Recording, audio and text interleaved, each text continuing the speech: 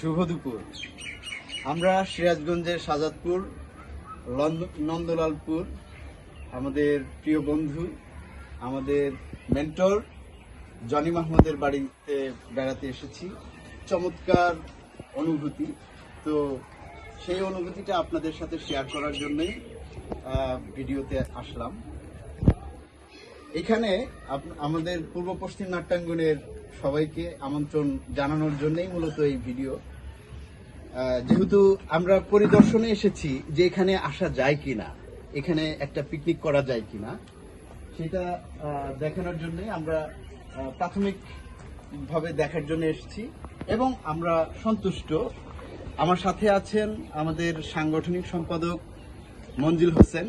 উনিও বলেছেন যে হ্যাঁ, এটা চমৎকার একটা জায়গা যেখানে আমাদের পূর্ব পশ্চিম নাট্যাঙ্গনের সমস্ত সদস্যদেরকে নিয়ে পিকনিক করা যেতে পারে। তো এখানে আরেকটা চমৎকার বিষয় আছে। আমি ছোটবেলায় এক সময় কবুতর পুষতাম।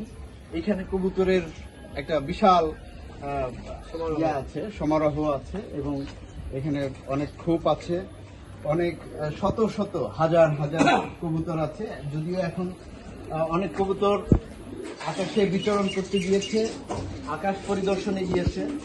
তো যার কারণে হয়তো আমরা এখন ওই এত বেশি কবুতর ফিজিক্যালি দেখাতে পারছি না।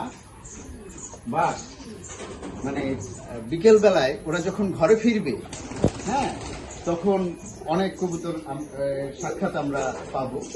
তো এই কবুতরের বাড়িঘর আমরা দেখতে পারবো। সেই সাথে আমরা এই যে ছাদ বাগান আপনারা দেখলেন, ছাদ বাগান সহ আম বাগান, তাল বাগান, ঠিক আছে, সবকিছু মিলে মানে এক অপূর্ব সৌন্দর্য এখানে বিরাজ করছে। তো আমি মানে অনুরোধ করব বা আমন্ত্রণ জানাবো যে আপনারা সবাই একটা ডেট ফিক্স করেন, একটা তারিখ নির্ধারণ করেন, আমরা সবাই মিলে এই আমাদের গুরু জনি মাহমুদের বাড়ি পরিদর্শনে আসবো এবং এখানে পিকনিক করবো এবং তার চরণ ধুলি নেওয়ার এবং মঞ্জুল হোসেন কিছু বলেন, মঞ্জুল হোসেন কিছু বলেন, মঞ্জুল হোসেন কিছু বলেন। না, যার চরণ না ছুঁইলে কেউ অভিনেতা হতে পারবে না। তো অতএব এটা একটা আলটিমেটাম যে গুরুর বাড়ি আমরা আসবোই। হ্যাঁ, আপনারা যদি আমরা আসতে চাই। হ্যাঁ, মঞ্জুল হোসেন কিছু বলেন। আমি সেই প্রতীকের সাথে তাল মিলিয়ে একই কথা। এখানে নতুন করে বলার কোনো কিছুই নেই।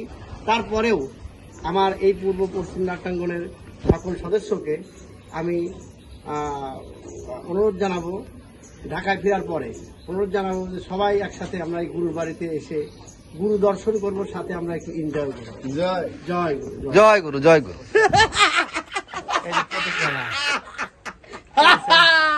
প্রতীক জানা। হ্যাঁ,